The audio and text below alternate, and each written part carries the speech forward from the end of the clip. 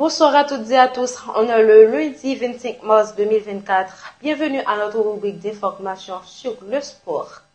La quatrième journée du championnat national spécial de première division a continué ce dimanche 24 mars, marqué notamment avec l'entrée en lice du Racing Club haïtien face à la Juventus FC Okaï. Le Vieux Lion a brillamment entamé sa campagne en remportant la victoire 1-2 grâce à un doublé de Michel Alex au 38e et 90 plus 4 minutes, malgré un but tardif de Romélus Anderson pour les locaux. Cette victoire a été une magnifique manière de célébrer le 101e anniversaire du Racing. Par ailleurs, dans d'autres rencontres, le Real Hope FA a dominé le football interclub association FICA 2-0 au parc résigné de Milou, tandis que le Baltimore SC a remporté une victoire serrée 1-0 contre Cosmopolite FC au parc Level. Puis, le Racing Football Club des Gonaïves a enregistré le point du match nul 0-0 en déplacement contre le Juanamed FC. Enfin, le match entre le Tempête FC de Saint-Marc et Lyon Sportif Rival Thibonicienne s'était soldé par un match nul 0-0 la veille. Cette quatrième journée a été marquée par 3 victoires, dont 2 à l'extérieur et 2 matchs nuls. Le Real Hope FA domine le groupe A du championnat national spécial de première division en tête du classement avec 6 points. De son côté, le Triomphe AC occupe la première place du groupe B. Dans le groupe C, l'América Decail FC et Cavalier AS de Léogane se positionnent en tête du classement avec 4 points chaque. Ces résultats positionnent clairement ces équipes comme des prétendants sérieux pour la suite de la compétition, promettant des rencontres passionnantes à venir.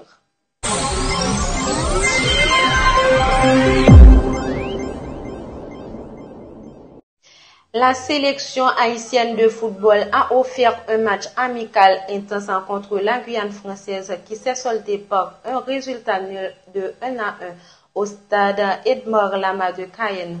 Du Quintenazon, arborant le brassard de capitaine, a ouvert le score pour Haïti à la 35e minute, mais l'équipe guyanaise a égalisé à la 76e minute grâce à Ludovic Ball sur penalty. Le duel revêtait une grande importance marquant le début de l'ère grâce à Ludovic Ball sur penalty.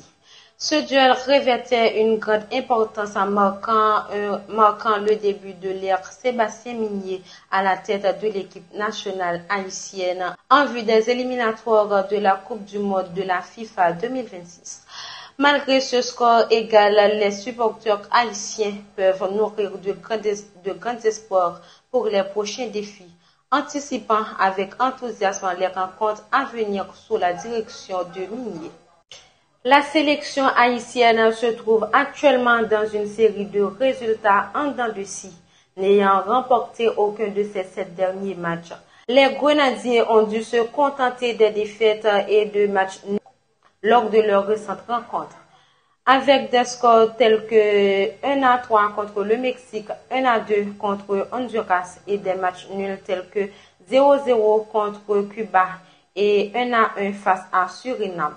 L'équipe haïtienne fait face à une période de résultats mitigés.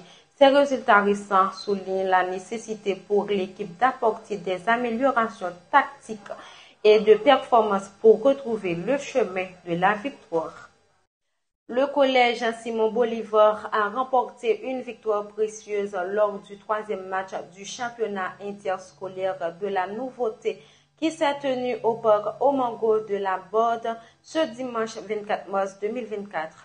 Face à l'école nationale de Miziane, l'équipe de Simon Bolivar a émergé triomphante avec un score final de 2-1. Cette confrontation a été le théâtre d'une intense compétition démontrant la détermination et les compétences des jeunes joueurs.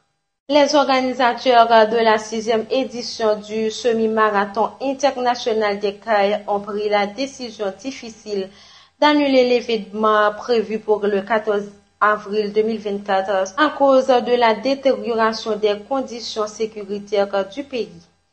Cette décision a été prise dans un souci de prioriser la sécurité et le bien-être des participants, des bénévoles et des spectateurs. Nous exprimons nos regrets pour toute déception que cette annulation pourrait occasionner et restons attentifs à l'évolution de la situation pour les futures opportunités de collaboration sportive dans un environnement sécurisé.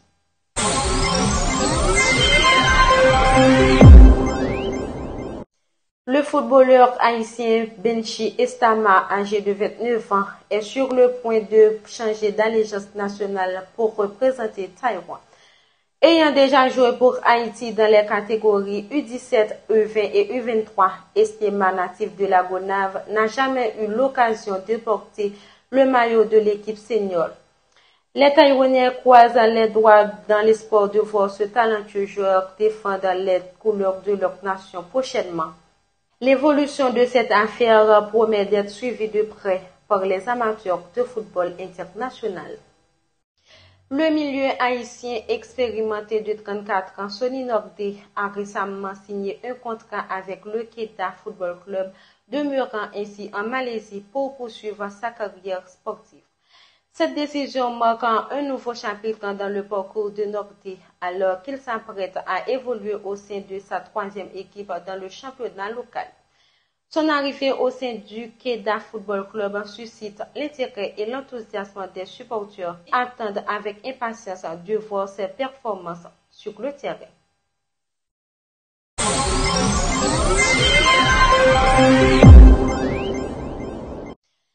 Les États-Unis ont remporté la finale de la Ligue des Nations ce dimanche soir en battant le Mexique 2-0. Taylor Adams et Joe Reyna ont marqué les buts de la victoire, offrant ainsi aux Américains leur troisième titre consécutif dans cette compétition. Cette performance démontre une fois de plus la domination croissante de l'équipe américaine dans la zone CONCACAF. Auteur d'une performance remarquable, Liana Joseph a brillé de mille feux sous les couleurs de l'Olympique lyonnais ce samedi. La talentueuse joueuse a marqué un but et délivré une passe décisive lors de la victoire écrasante de son équipe face à Lille, sur un score sans appel 7-0. Ce premier but en professionnel pour la jeune sensation franco-haïtienne souligne son émergence prometteuse sur la scène de football. C'est avec le but de Ketna Louis contre le Paris Saint-Germain confirme la rubrique de ce soir. Merci de l'avoir suivi. Au revoir tout le monde, à la prochaine. Et ballon dans la surface, le contrôle aérien difficile, c'est sorti par le Guili, récupéré par Marion Touran qui va centrer pied gauche. La volée, oh, quel but exceptionnel, volée de Ketna Louis. Ce but-là va faire le tour des télés européennes. L'extension, le pied gauche. On est autour, elles avaient eu quelques opportunités. On a vu Nerelia Mondésir pas réussir à prendre ce ballon, le centre. On est un petit peu loin, pourtant Sakina Karchaoui elle vient, mais tout de suite elle se met, elle s'organise. Mais quel but! C'est magnifique ce geste.